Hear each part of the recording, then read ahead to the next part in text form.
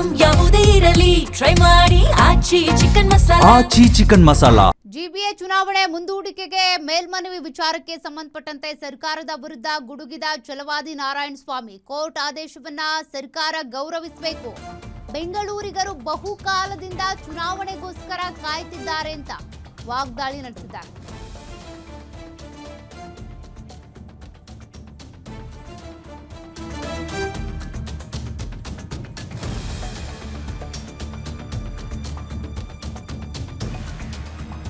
ಕಾಂಗ್ರೆಸ್ಗೆ ಭ್ರಷ್ಟಾಚಾರ, ಗುಂಡಿ, ಕಸ ವಿಚಾರ ಕಾಡ್ತಾ ಇದೆ. ಜಿಬಿಎ ಚುನಾವಣೆ ಮಾಡಿ ಗೆಲ್ಲೋದಕ್ಕೆ ಸಾಧ್ಯ ಇಲ್ಲ ಅಂತ ಮುಂದೂಡಿಕೆಗೆ ಸಂಚು ಹೂಡಿದ್ದಾರೆ.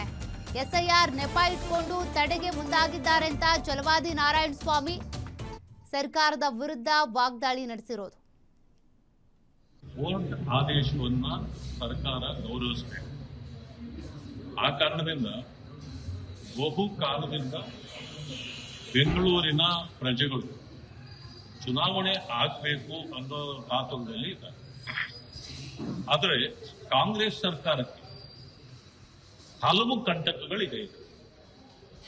ಮೊದಲನೇದು ಅಭಿವೃದ್ಧಿ ಶೂನ್ಯ, ಎರಡನೇದು ಮಳೆ ಬಂದರೆ ಓಟ್ಗಳಲ್ಲಿ ಓಡಾಡಬೇಕು, ಮೂರನೇದು ಗುಂಡಿ ಬಿದ್ದ ಬೆಂಗಳೂರು, ಭ್ರಷ್ಟಾಚಾರ, ಕಸ, ಅನೇಕ ವಿಚಾರಗಳು ಹೀಗೆ ಅವರನ್ನು ಕಾಡ್ತಾ ಇವೆ.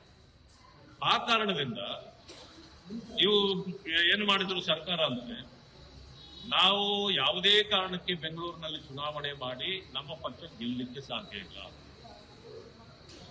5 ತುಂಡುಗಳಾಗಿ ಮಾಡಿಬಿಟ್ರೆ ಯಾವುದೋ ಒಂದೆರಡಾದ್ರೂ ನಾವು ಗೆದ್ರೆ ನಮ್ಮದು ಕೂಡ ರೆಪ್ರೆಸೆಂಟೇಷನ್ ಇದೆ ಅಂತ ಹೇಳಿ ಹೇಳ್ಕೊಳ್ಬಹುದಲ್ಲ ಅನ್ನೋ ಕಾರಣಕ್ಕೆ ಕೆಂಪೇಗೌಡರ ನಾಡನ್ನ 5 ತುಂಡುಗಳು ಮಾಡಿದ್ರು. ಚುನಾವಣೆಗೆ ಈಗಲೂ ಹೋದ್ರು ಒಂದು ಗೆಲ್ಲೋದು ಕಷ್ಟ ಇದೆ, ಒಂದನ್ನಾದ್ರೂ ಗೆಲ್ಲಬಹುದಾಗಿತ್ತು, ಅದು ಕಷ್ಟ ಇದೆ ಅಂತ ಈಗ ಅನಿಸಿದ ಮೇಲೆ ಹೋಗ್ಲಿ ಈಗ 2 ಮಾಡೋಣ ಅಂತೇಳಿ ಈಗ ಮತ್ತೆ ಅವರದ್ದು ಮರುಚಿಂತನೆ ನಡೆದಿದೆ ಅಂತ ಗೊತ್ತಾಗಿದೆ.